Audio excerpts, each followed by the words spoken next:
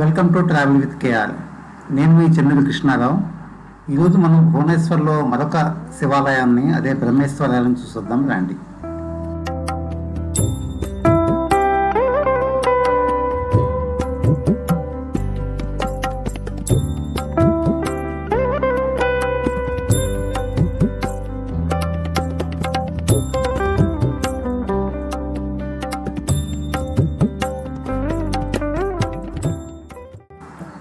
ఈ ఆలయం ఒరిస్సాపట్నంలో భువనేశ్వర్లో నిలవబడింది. ఇది 9వ శతాబ్దం చివరిలో ప్రతిష్ఠించినట్లుగా గుడిలో లభ్యమైన శాసనాల ద్వారా తెలుస్తుంది. కానీ ఖచ్చితమైన వివరాలు భద్రపరచకపోవడం వల్ల 1058 తర్వాత వివరాలు మాత్రమే లభ్యమవుతున్నాయి. అయితే ఈ దేవాలయాన్ని 18వ సోమవంశరాజు ఉజ్యోతకేసరి తల్లి కళావతి దేవి ఈ ఆలయాన్ని నిర్మించినట్టు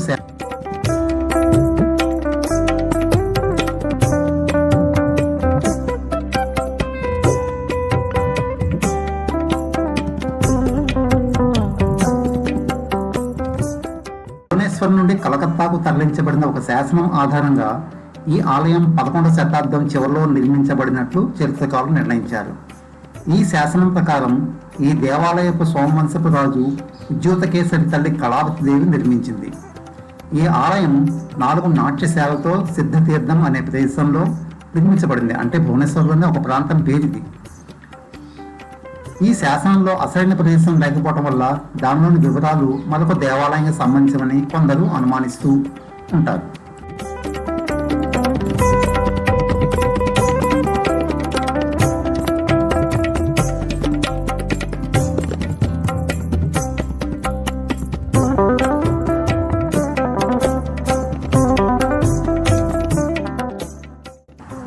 ఈ దేవాలయాన్ని పంచాయతన దేవాలయంగా వర్గీకరించారు.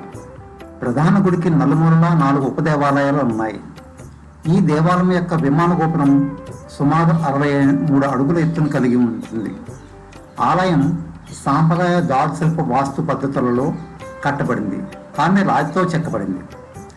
ఈ ఆలయ సౌధాలు పిరమిడ్ ఆకారంలో శిలను ఉపయోగించి ఈ శిల లోపలి వెలుపలి భాగాలను శిల్పాలతో చెక్కారు.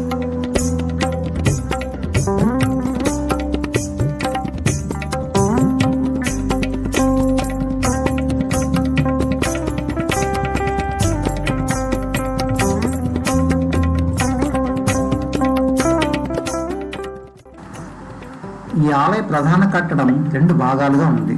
చిన్న భాగం జగన్మోహన మండపం, దాని వెనుక గర్భగుడి ఉన్నాయి. మిగతా ఆలయాలకు మరో 2 భాగాలు నాట్యశాల, ఉత్సవశాలలో ఉన్నాయి.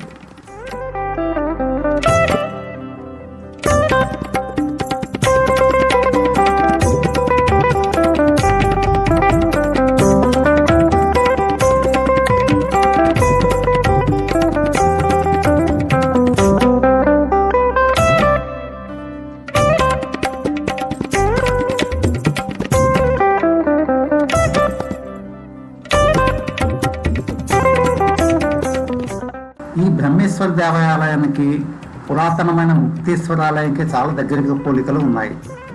దేవాలయం గోడలపై నాట్యకర్తలు, సంగీతకారులు, వీణ మొదలైన సంగీత వాయిద్యాల బొమ్మలు చెక్కబడి ఉన్నాయి. ఈ గుడి నిర్మాణంలో ఇనుప దుమ్మెలను కూడా ఉపయోగించారు. అంతకు పూర్వం కట్టిన దేవాలయాల్లో ఇనుము ఎక్కడా ఉపయోగించినట్టు ఆధారం లేదు.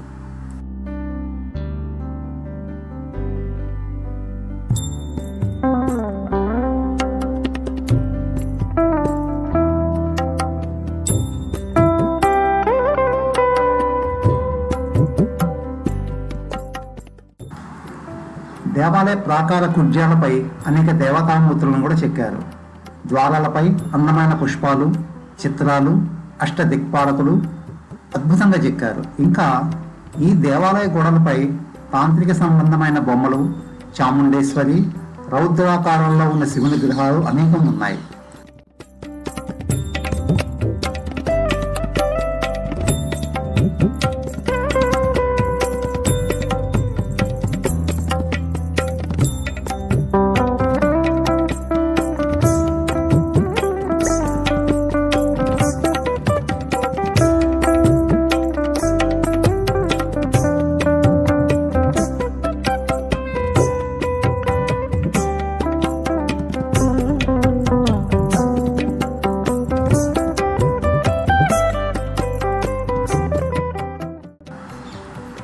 శాసనం ప్రకారం రాణి కళావతి దేవి ఈ ఆలయాన్ని అనేక అందమైన యువతలకు కానుకగా సమర్పించిందని తెలుస్తుంది.